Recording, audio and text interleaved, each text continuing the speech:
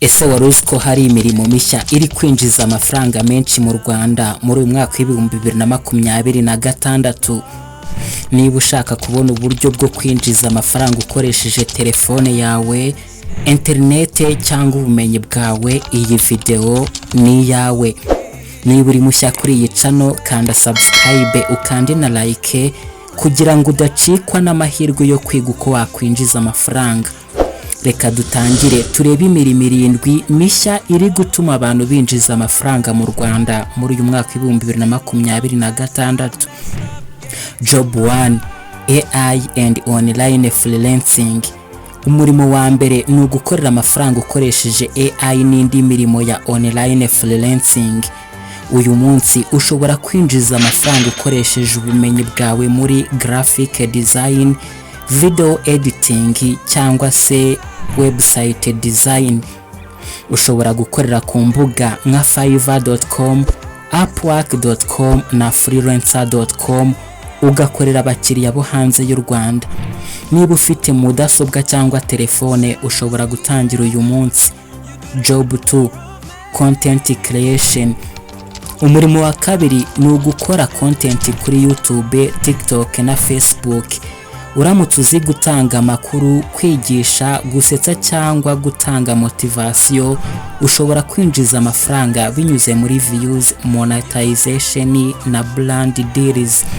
Urugero, ushobora gutanga content ku bijyanye n'amafaranga, ubuzima cyangwa imyidagaduro. Job 3: affiliate marketing. Undi murimo mushya ni affiliate marketing.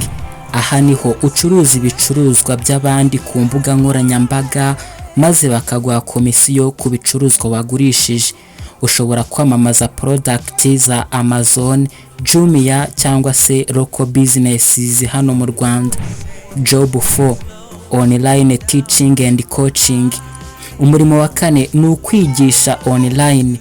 Niba uzi Icyongereza, imibare, programming cyangwa ikindi kintu, ushobora gutanga amasomo ukoresheje Zoom, WhatsApp cyangwa Telegram. Abantu benshi barishyura kugira ngo bagire ubumenyi bushya. Job 5: phone repair and tech services. Undi murimo uri kwiyongera mu Rwanda ni phone repair na tech services. Ushobora kwiga gusanura telefone cyangwa gushyiramo software cyangwa se yewe no gufasha abantu ku bibazo bya telefone zabo. Uyu murimo ukaba ufite demande nini cyane mu rubyiruko. Job 6: delivery and online business. Hari kandi imirimo yo gutanga delivery no gucuruza online.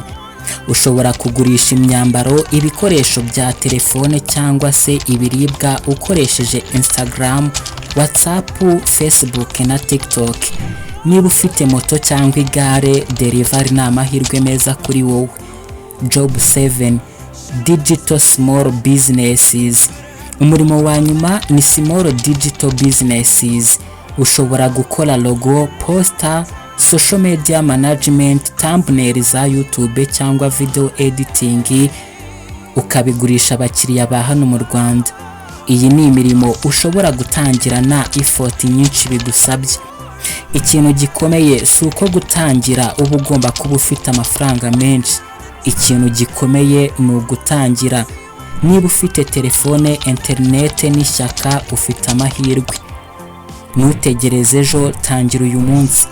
Niba iyi video igufashije, kanda like, subscribe uyisangize n'inshuti zawe zishaka kwinjiza amafaranga. Tanga comment utubwire umurimo wagufashije kurusha iyindi, kandi niba ushaka ko dukora iyindi video gusobanura neza uko watangira uwo murimo. Murakoze cyane, turongera guhura ku yindi video.